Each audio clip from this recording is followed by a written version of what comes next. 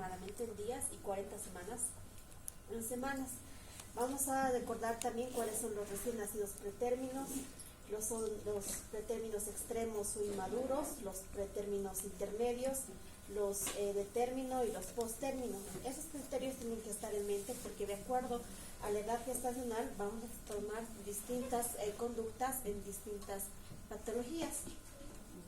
Ahora, ¿qué va a ser un parto? Un parto eutóxico va a ser aquel que no va a existir ninguna alteración en su mecanismo y se debe efectuar correctamente con la presentación cefálica, el producto en presentación cefálica, y que pueda salir por parto vaginal. Ese es un parto eutóxico o un parto normal. Un parto distóxico va a ser aquel parto que tenga problemas, ya sea en las maniobras o intervenciones que tengamos que hacer para que ese producto pueda salir por vía vaginal. Antes se utilizaban mucho los forceps, eran como unas tijeras que sostenían la cabeza del bebé y se empezaba a jalar. Está contraindicado hacer eso. Después de eso se hacían las maniobras de cristalero, en algunas situaciones hacemos, ¿no? Han debido ver algunas veces, empieza a empujar la barriga con un ayudante y trata de empujar al bebé hacia abajo. Está contraindicado porque tiene riesgo de hacer una ruptura uterina sin lastimar la técnica, de romper ciertas costillas y a la apófisis puede ser la mujer, incluso al romper las costillas puede hacer una ruptura hepática. Entonces depende mucho del operador de quien haga esas maniobras y por eso la han contraindicado. Ahora, vamos a hablar del trabajo de parto. Hay que tener en cuenta que el trabajo de parto va a tener fases y va a tener tiempos o periodos. Las fases se va a llamar la fase latente y la fase activa, generalmente del trabajo de parto. Estas van a ingresar en el primer periodo de trabajo de parto. En eso nos vamos a confundir un poco, o tal vez se puedan confundir ustedes cuando les pregunten qué es una fase del trabajo de parto o qué es un periodo de trabajo de parto. El trabajo de parto tiene 4 periodos. El periodo de dilatación y borramiento, el periodo de expulsión del producto, el periodo de alumbramiento y del puerperio inmediato. En el periodo de dilatación y borramiento van a incluir estas fases del trabajo de parto. Tenemos una fase activa y una fase latente. La fase latente es en el momento en que van a empezar las contracciones uterinas, pero van a ser de forma irregular, van a ser intermitentes, no va a haber esa contracción que va a generar un trabajo de parto activo, pero sí ya el cuerpo va a estar preparándose, va a haber acortamiento y dilatación del cuello uterino, generalmente hasta 3 centímetros de dilatación. La fase activa va a empezar cuando la dilatación se haga más, las contracciones serán más frecuentes, más intensas y de forma regular y llega una dilatación por encima de 4 centímetros. Entonces, vamos a hablar de estas fases y antes de estas fases nosotros vamos a tener unos pródromos de trabajo de parto. Los pródromos de trabajo de parto va a ser cuando el cuerpo de la mujer ya se esté preparando para anunciarnos un parto, porque el parto no viene, yo que estoy hablando y ahorita ya voy a empezar a dilatar hasta 4 o 5, no. El parto avisa, el parto viene con contracciones irregulares, esporádicas, que no le duelan. Esas contracciones van a permitir que se pueda liberar en algunos pacientes el tapón mucoso o los limos que llamamos. El cuello uterino cuando está cerrado tiene un taponcito. Cuando va a empezar a contraer y abrirse, va a eliminar un tapón. Generalmente es la seña que le decimos y es como una flema mucosa tipo rojo o achocolatada que eliminan las mujeres. Y viene y nos dicen, he estado eliminando sangre. Y vemos el tapón mucoso y el cuello uterino está queriendo reblandecer y abrir. Eso es un pródromo de trabajo de parto. Los pródromos de trabajo de parto pueden presentarse inclusive una semana antes de que se inicie el trabajo de parto. Entonces, ¿qué es lo que hacemos en un pródromo de trabajo de parto? Recomendamos a la paciente que esté atenta, que perciba los movimientos fetales y le orientamos todos los signos de urgencia obstétrica. Cuando venga nuestra paciente en fase latente de trabajo de parto, que esto ya son aquellas contracciones que van a hacer que haya dilatación uterina, generalmente de 1, de 2, de 3, se le orienta que el trabajo de parto está pronto, pero esa fase latente puede durar inclusive 20 horas. Es por eso que no la voy a internar, la voy a mandar a casa y va a volver a control, generalmente unas 6 a 8 horas. Si la fase latente se prolonga después de 20 horas, es una fase latente de trabajo de parto prolongada y ahí podemos evaluar si vamos a hacer una inducción del trabajo de parto o nuestra paciente es apta para hacer cesárea. Entonces, ¿qué es lo que vamos a ver en las fases? Lo que ya les había hablado, el periodo previo al parto, va a haber la madurez o el acortamiento del cuello uterino. Posterior a eso vamos a ir viendo que el útero se va a ir preparando, los receptores de oxitocina van a ir estimulándose cada vez más para empezar la respuesta que se debe ver, y hemos dicho que las hormonas van a estimular, en este caso caen en cierta medida la progesterona y la oxitocina, y los estrógenos van a actuar de manera importante para que las uniones y los receptores de oxitocina sean más frecuentes.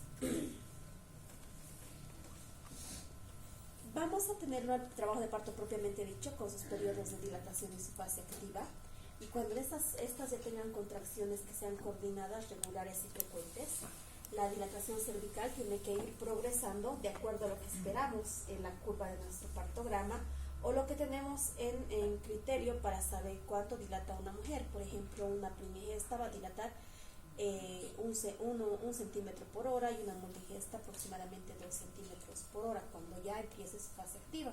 Entonces, si yo le ingresé a mi paciente primigesta con 4 de dilatación a las 7 de la noche, voy a esperar que dilate 8, 9, 10, 11, 12 a la 1 de la mañana aproximadamente su parto. Voy a calcular, ¿no?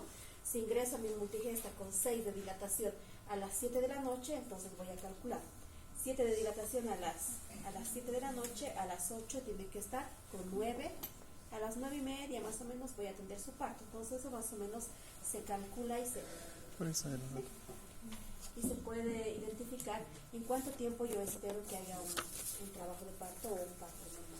Eso tenemos que saber, esos periodos tenemos que ir sabiendo cuánto tiempo va a durar este trabajo de parto, y mediante eso también nos va a ayudar mucho el partograma para saber si ese parto está yendo bien de forma adecuada o no. Ahora, la definición del parto. El parto va a ser la instauración de la dinámica uterina, ya sea progresiva, dinámica y regular, con un mínimo de 2 contracciones y un máximo de 5 contracciones en 10 minutos, con una intensidad media de aproximadamente unos 30-40 milímetros de mercurio. Controlar la intensidad es más subjetivo por nosotros. Cuando estemos palpando la barriguita, vamos a saber la frecuencia y la duración de la contracción, y la intensidad vamos a ir calculando más subjetivamente. Una intensidad leve es cuando la contracción sea como el cartílago de la nariz, es blando, todavía se logra palpar las partes. Una intensidad media es esto, ¿no? Está entre duro y blando. Y una intensidad verdadera o duradera de aproximadamente mayor a 40 milímetros de mercurio es la que tenemos en la frente. La contracción uterina, la verdadera, se debe durar tanto como palpamos nuestra frente, se vuelve bien duro el útero. Ahora, las características del trabajo de parto van a variar en pacientes primigestas y multigestas. En las primigestas se cree que el borramiento va a venir antes de la dilatación. ¿Qué significa esto? Que el cuello uterino se va a cortar y va a ir adelgazando. Generalmente el cervix es así, como esta parte de acá. Mientras se vaya cortando, este cervix se va achicando, y esta parte que es gruesa, mis dedos se van a volver tan delgaditas como esta. Una lámina bien delgadita, y ahí es cuando ya el borramiento pasa de 60, 70, 80%. Cuando ustedes hagan tacto vaginal, van a lograr palpar esto, y solamente esta parte que se palpe así es un borramiento del 90%. Si todavía está grueso y ustedes logran palpar esto, es un borramiento de 40, 50%, porque el cuello está todavía grueso. Eso van a ir viendo mientras más tactos hagan. Y en las multíparas, la dilatación y el borramiento van juntos.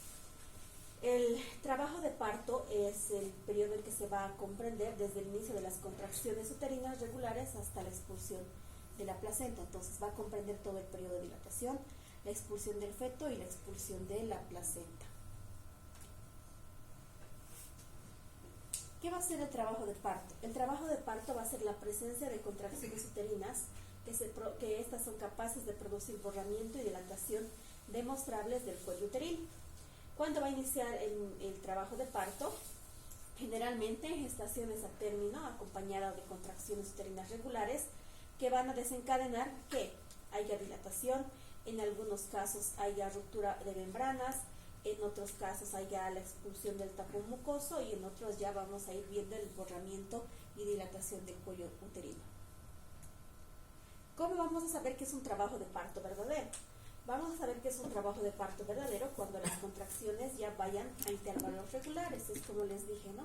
Una contracción generalmente, si dura 30 segundos en la primera, la segunda también va a durar 30 y la tercera 30. Y van a tener unos intervalos también, intervalos de separación del mismo tiempo, generalmente con una separación de 2 minutos, 2. Entonces ese es un trabajo de parto verdadero. La intensidad va a ir aumentando progresivamente y va a haber molestias en el dorso del abdomen. Generalmente duele la contracción uterina y se irradia hacia la región lumbar. Es un trabajo de parto o una contracción verdadera. Y gracias a esto el cuello uterino se va a ir dilatando y las molestias no se van a detener.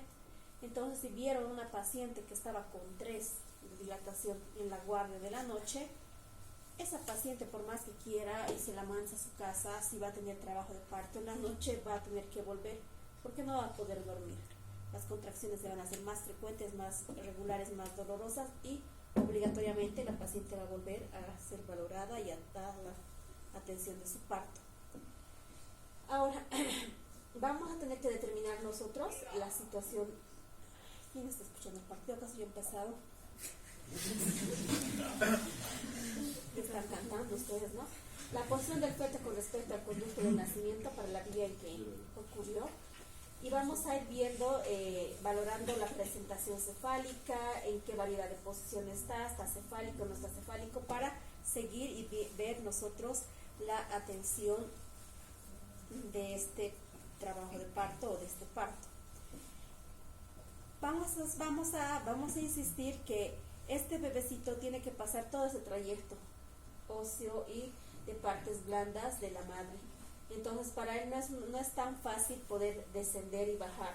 Para eso va a hacer todos los mecanismos y todos los movimientos que pueda hacer para poder salir. Ese es el mecanismo de trabajo de parto. El mecanismo de trabajo de parto va a ser en su mayor parte efectuada por el feto.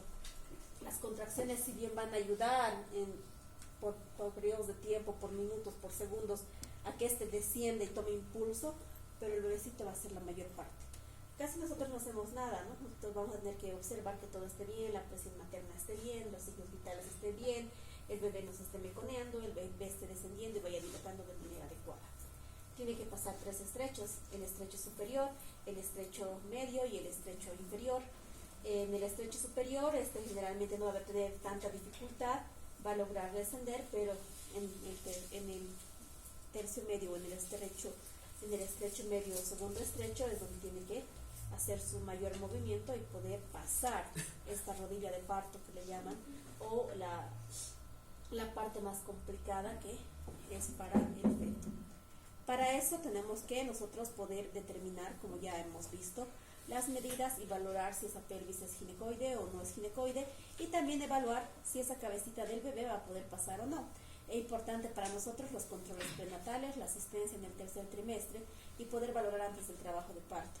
Para esto vamos a ver el peso fetal, el tamaño fetal, las ecografías fetales, para dar esta opción y no provocar ciertas alteraciones en los futuros bebés, porque si un bebé macrosomio va a querer pasar a todo dar por el canal vaginal, no va a poder, tiene riesgo de hacer un sufrimiento fetal, una aspiración de líquido amniótico, tener retraso de crecimiento, retraso psicomotor, retrasos mentales y ciertos problemas que tienen los bebés cuando sufren esto. Entran en hipoxia y hay daño cerebral. Y ahí son las consecuencias, ¿no? Ahora vamos a ir viendo nosotros las fontanelas. Generalmente vamos a conocer las fontanelas y los diámetros cuando el bebé se nos presenta en una presentación de vértice, cuando se nos presenta en una presentación de sincipulso o una presentación de cara o de frente. Hemos visto que tenemos unos diámetros, generalmente cuando la cabecita va a estar apoyada o flexionada al mentón, es donde nos va a presentar la presentación frontal, generalmente, que tiene diámetros de 9.5. Al igual que esta la suboccipitobregmática, que es de 9.5. Hemos dicho que en el estrecho medio las espinas ciáticas en su diámetro transverso, ¿cuánto mide? O sea, hasta 10.5, ¿no? Entonces nos presenta aquí aproximadamente 9.5 y va a haber superposición de las fontanelas aproximadamente de 5 a de 0,5 a 1 centímetro, va a poder pasar fácilmente, ¿no? Y eso es lo que se espera. Pero si mi bebecito va a ir en una presentación de cara o una presentación de frente, se nos va a complicar más, y esas son las deflexiones de primero, segundo o tercer grado. Veamos aquí que el diámetro occipito-mentoniano va a ser de 13.5, imposible para que el bebé pueda nacer por parto vaginal. ¿Y eso cómo lo vamos a determinar nosotros? Al hacer los tactos vaginales. Al lograr, si ustedes van a lograr partes fetales, generalmente un ojito, una cara, el bebé está viniendo de cara o de mentón. Eso no va a ir a parto normal. Pero si el bebé nos va a presentar la cabecita, generalmente esta parte de la cabecita, estamos en los tiempos esperados, con los diámetros esperados, para que pueda pasar el estrecho medio. Al hacer el tacto vaginal, nosotros vamos a lograr identificar estas suturas. Tenemos la sutura posterior o la fontanela posterior y la sutura anterior o la fontanela anterior. ¿Cuál más o menos es la que vamos a ir palpando nosotros? La fontanela posterior, que es la que se puede identificar más al hacer un tacto vaginal. Y de acuerdo a esto van a venir las variedades de posición. No es tan fácil determinar las fontanelas, y a veces podemos determinar que nuestro bebé esté cefálico y podamos palpar cabecita y pelitos. Es más difícil determinar, ubicar la fontanela. Inclusive con los tactos que yo hago, más o menos trato de identificar, pero en los mayores de los casos no lo logro ver, o no lo logro palpar porque va cubierto de pelitos y esas cosas. ¿Cuándo voy a saber que mi bebé no está viniendo bien? Cuando toque cara, cuando toque ojos, ya está viniendo deflexionado y no va a salir por parto. Esas son las fontanelas. Y va a depender mucho, ahí tenemos las variedades de posición. Una presentación normal, o que tenga la flexionada el mentón sobre el esternón del mismo feto, nos va a llevar a un diámetro de 9.5 que va a poder pasarlo adecuadamente. Pero si tenemos una presentación de frente, es de 13.5, una presentación de cara 13.5, imposibles para el parto.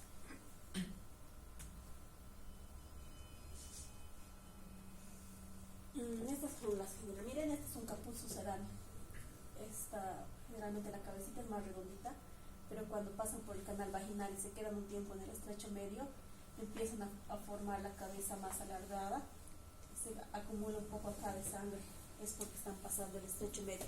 Mientras más tiempo se queden en el estrecho medio, más cabecita va a salir más alargada, no sale tan redondeada. De acuerdo a cómo se vaya presentando, vamos a tener las variedades de posiciones. Mi bebé puede venir en occipito ilíaca izquierda anterior, occipito ilíaca izquierda posterior, occipito ilíaca derecha anterior o derecha posterior. Generalmente la más frecuente es una variedad de posición de occipito ilíaca izquierda anterior, porque el diámetro en el estrecho superior, el diámetro diagonal es 2.5, y generalmente los bebés van a estar en el dorso izquierdo y van a apoyar su cabecita aquí, entonces van a ir descendiendo por ese lado. Ahí tenemos una presentación de frente, de cara y de mentón. Hay presentaciones anómalas que pueden venir en presentación pélvica completa. Es esta. Esta puede ir a parto vaginal. Si está con dilatación completa y todo, puede salir por parto vaginal. Hay una dilatación, miren aquella compuesta que está generalmente transverso, me está presentando el corito. Esa no va a ir a parto. Doctora, pero la primera, ¿no sería mejor cesárea? ¿La pélvica? No, esa primera. ¿Está? ¿No sería mejor a cesárea por la forma que está? No es indicación absoluta de cesárea. Si me viene en multigesta, pero es indicativo. es relativo. Pero si en primigesta es indicación absoluta. Pero en multigesta, si viene con dilatación de membranas íntegras, puedes darle parto. No es indicación absoluta, ¿no? Pero ahora ya se hace generalmente toda cesárea. Pero por criterio y por literatura, pélvico en primigesta es indicación absoluta, pero en multigesta no, pero tiene que estar completa, o sea, que te muestre el potito, porque si se está saliendo su piecito primero, porque generalmente están parados los bebés, y primero te manda un piecito, esa no va a parto, esa es absoluta necesaria. ¿Y los diámetros pélvicos, no, o sea, menor o igual a 9.5? Es que el potito es menor que la cabeza, ¿no? El bastito tiende, o sea, todo es cartílago, entonces tiende a achicar más. Lo que puede trancarse es la cabeza. En este caso, Si tú ves, la ecografía, ¿no? es que a veces, a mí me han llegado varios pacientes ya en presentación pélvica. En ese momento no miras ecografía, nada, tienes que sacarlo hacia el bebé. Tienes que atender el parto pélvico. Doutor, não sei se seria esse caso, pero já vi em casos que o gineco ele gira el niño para se quedar encefálico. ¿Sería Eso posible? es cuando eso se llama la versión externa, cuando los bebés están pélvicos, y aquí le llaman mantear. Las mujeres, había unas matronas que cuando los bebés estaban sentados les agarran una manta y empiezan a mover la barriga girar. y hacen. En medicina igual habían profesionales que hacían, pero eso está contraindicado, ¿no? Te puede producir ovito fetal, muerte fetal, entonces ya no se hace. Doutora, em este caso, digamos, se o diâmetro cefálico é muito grande e não tem ecografia, não corre risco de Hay pues de Estrangular. al bebé, incluso una decorticación, y los bebés mueren y se trancan ahí. Cuando tienen un bebé, digamos, a mí me ha tocado que vino del campo, yo estaba trabajando en Sacaba y estaba haciendo la guardia, era las 3 de la mañana y me llega una paciente con el miembro inferior afuera, y el miembro inferior afuera estaba edematizado. Yo no podía meter el miembro inferior y sacar, o sea, tenías que actuar en ese momento. ¿Qué es lo que haces en ese momento? Le pones una vía, le pones oxitocina a chorro y tratas de hacer las mismas maniobras. Haces epicio, entonces tienes que hacer las mismas maniobras contrarias cuando haces un trabajo de parto. Sale el bebé, lo restituyes, sacas el hombro, y tienes que jalar para sacar la cabeza. Porque en el momento de que el útero estrangule, se queda con la cabeza y el bebé puede decorticarse, incluso puede sacar un bebé sin cabeza. Ese es el riesgo. Tienes que tener los movimientos adecuados en el instante adecuado y poder hacer.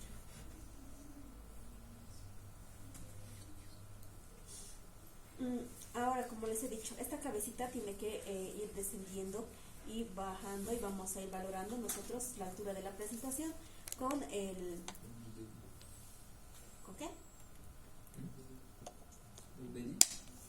Los planos, ¿no? Los planos de Hodge, los planos de Lee, para ver si está descendiendo o no. Pero cuando va a descender el bebé es cuando haya dilatación y borramiento completo. Generalmente se va a quedar en el estrecho superior bien fijo y va a dilatar todo el tiempo. Entonces, cuando hagan tacto ustedes, va a estar arriba la cabeza. Ya cuando dilata completamente, esperamos que descienda, y ahí es donde actúa también la mamá. Empuja y ayuda a pujar, y el bebé con calmita va descendiendo. En ese momento desciende. A veces hacen cesáreas por falta de acceso a la presentación. Cuando las pacientes están con 5, con 4, con 3, pues no va a descender todavía. Si está dilatando primero. Cuando dilata completamente empieza a descender. Ahora vamos a ir valorando como las fontanelas generalmente, dónde está, en qué variedad de posición está, cómo está la altura de la presentación, y esto vamos a hacerlo mediante el tacto vaginal. El tacto vaginal va a estar indicado de acuerdo a cómo nos indique el partograma o el médico, puede ser 1 a 2 horas generalmente, y vamos a ir siguiendo mediante el partograma.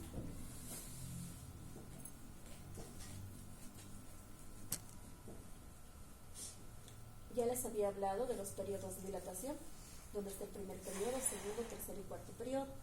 El primer periodo es la dilatación completa, que van a incluir la fase latente y la fase activa. El segundo periodo es el periodo expulsivo hasta el nacimiento del producto. El tercer periodo, el alumbramiento, hasta la alimentación de la placenta y las membranas oculares. Y el cuarto periodo, las 2 primeras horas del puerperio inmediato. Los periodos del parto, dilatación, borramiento, el periodo expulsivo, el alumbramiento. ¿Quieren continuar o quieren ir? ¿Quieren?